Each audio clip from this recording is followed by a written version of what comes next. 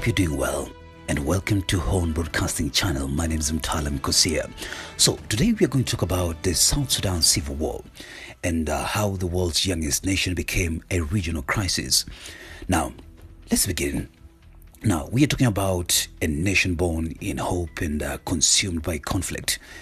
But let me give you context. So, in 2011, South Sudan becomes the world's newest country after decades of struggle against the Sudan. Let me give you context. Back then, South Sudan and Sudan used to be one country.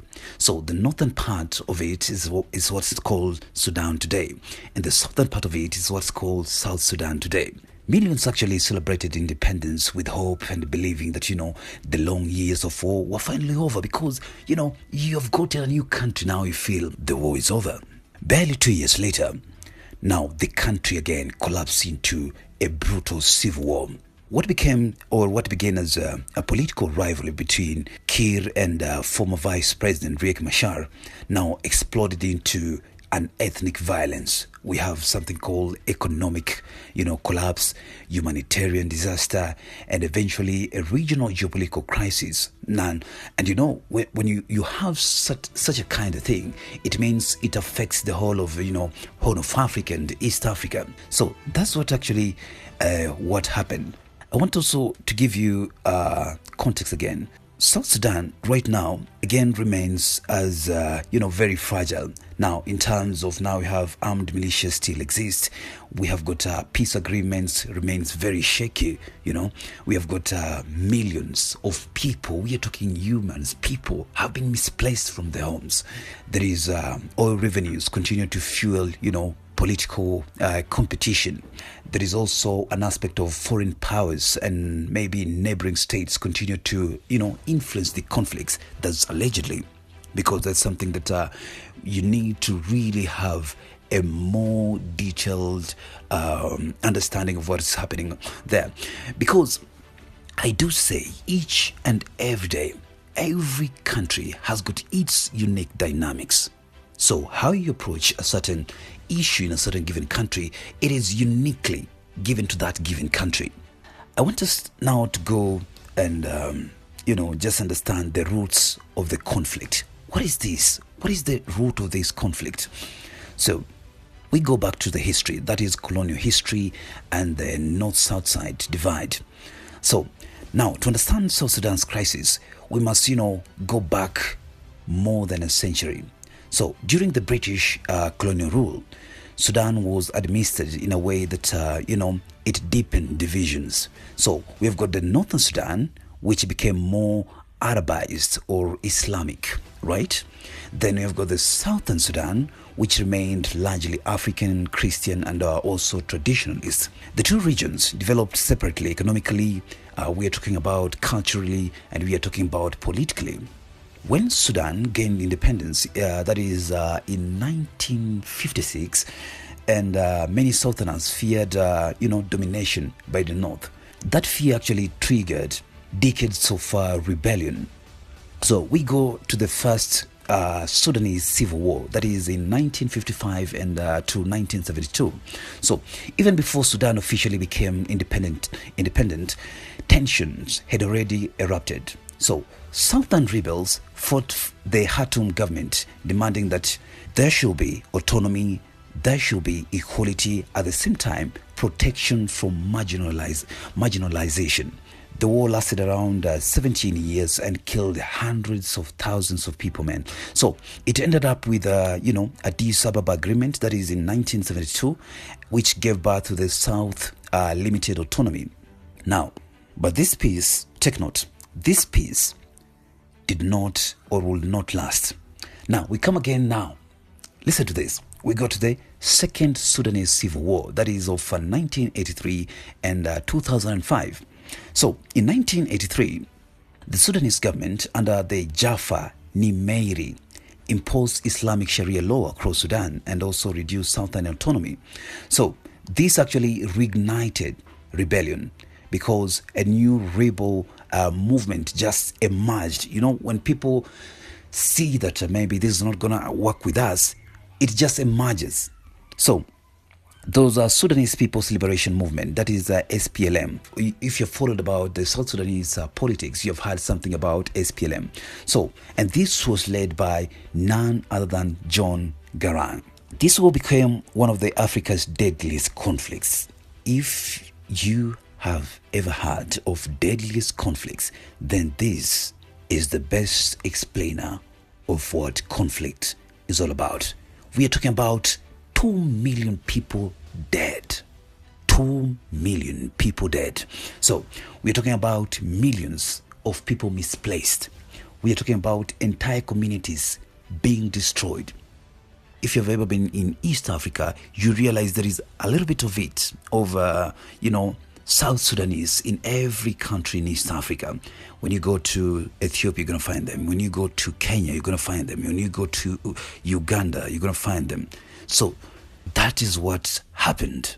So this conflict actually was actually mainly tied to oil. There is ethnicity, there is Cold War politics, and there's also regional rivalries. We've got something now about the birth of South Sudan. That is the 2000 Comprehensive Peace Agreement. After years of negotiation, Sudan and SPLM now signed the Comprehensive Peace Agreement. So this agreement was about end of the war.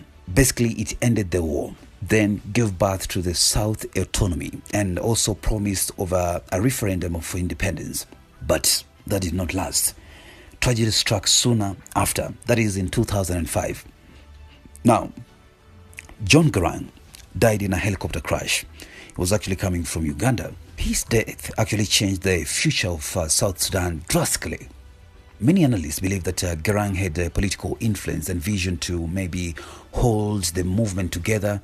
Now, after his death, now we are talking about Salva Kiir becoming the dominant leader. We go to 2011, in January, that is 2011. Now, South Sudan held a referendum. Nearly 99% voted for independence. On July 9th, 2011, South Sudan now officially became an independent. It gained its independence. So, the world celebrated. Leaders from across Africa and the West attended. But beneath the celebrations, we are talking about serious problems. There is an issue of weak institution. There is corruption. There is ethnic divisions, there is dependence on oil, and also rivalries inside the ruling SPLM. The state had political independence, but actually lacked strong national unity. So, this is how now the civil war started. Now, this comes the power struggle between Salva Kiir and Riek Machar. Now, that is the central conflict emerged between President Salva Kiir and the vice president, who was Riek Machar. The rivalry was political, but quickly became ethnic. And this is because Kiir largely drew support from the Dinka ethnic group, and Machar drew support from the newer ethnic groups. In 2013, Kiir accused Machar of plotting a coup. Machar denied it. Violence erupted in the capital. Now, Juba. Juba is actually the capital city of South Sudan. After that happened, soldiers split.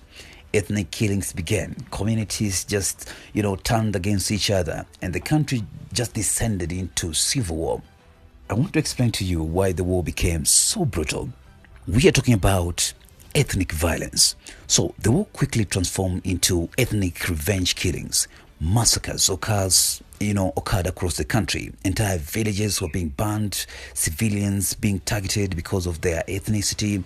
Now, this takes us to the United Nations, which documented the killings, the mass killings, sexual violence, child soldiers, famine, and also crimes against humanity. And this actually influenced or really affected the social fabric of the countries, and everything just collapsed. There is oil and the economics of oil. South Sudan's economy depends almost entirely on oil. So, oil became both a blessing and a curse. Just as so many African countries and also in the Middle East, we have seen this. Control of oil producing regions became strategically important. Now we find ourselves again, different armed groups fought over oil fields. There is pipelines that used to transport the oil, and there is also revenue found on the supply of oil. Meanwhile, again, we have got an issue of corruption exploded. We have got elites enrich themselves. We've got public services collapsed like entirely. So, despite huge oil wealth, citizens actually lacked food. We are talking about there's no healthcare, there's no roads, and there's no clean water. Now, this also takes us to the aspect or the angle of foreign involvement. So, the conflict soon became regionalized.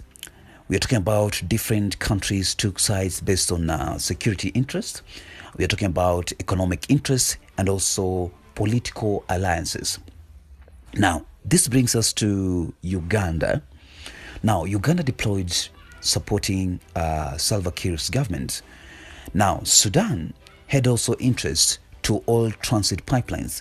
Now, don't confuse here. We are talking about South Sudan and Sudan. Now, the northern part of it is what is called Sudan. Now, the southern part of it now became a new country, which is now called South Sudan. So, Sudan had interest to oil transit pipelines. Remember that. Ethiopia now is the one that hosted peace negotiations. Kenya became like deeply involved economically and diplomatically. So, the danger actually increased. South Sudan was no longer only a domestic conflict, it was becoming like a geopolitical struggle. Why South Sudan is now becoming a regional crisis? Refugees crisis across East Africa. Millions now fled from South Sudan's refugees spread into Uganda, Kenya, Ethiopia, Sudan, and the Democratic Republic of Congo. And this created a humanitarian strain, economic pressure, and also security concerns. There's also an aspect of border regions became very unstable, and armed groups moved across the borders. That is, smuggling networks now exploded. And you guys, if you understand about smuggling actually affects economies like in another level. Now, that's what is happening when you talk about South Sudan crisis. We're going to continue with this topic step by step so that we can have a detailed context and understanding of what is happening in the Horn of Africa. So if you've got a take, if you've got a submission that you think is important for us tonight, kindly give it in the comment section and we'll be more than glad to expand it further so that we have a deep understanding of what is happening in Africa and what is happening in the Horn of Africa. My name is Mtalam Kusia and we are going to have a part 2 of this discussion. This is Horn of Africa Broadcast Channel. My name is Mtalam Kusia.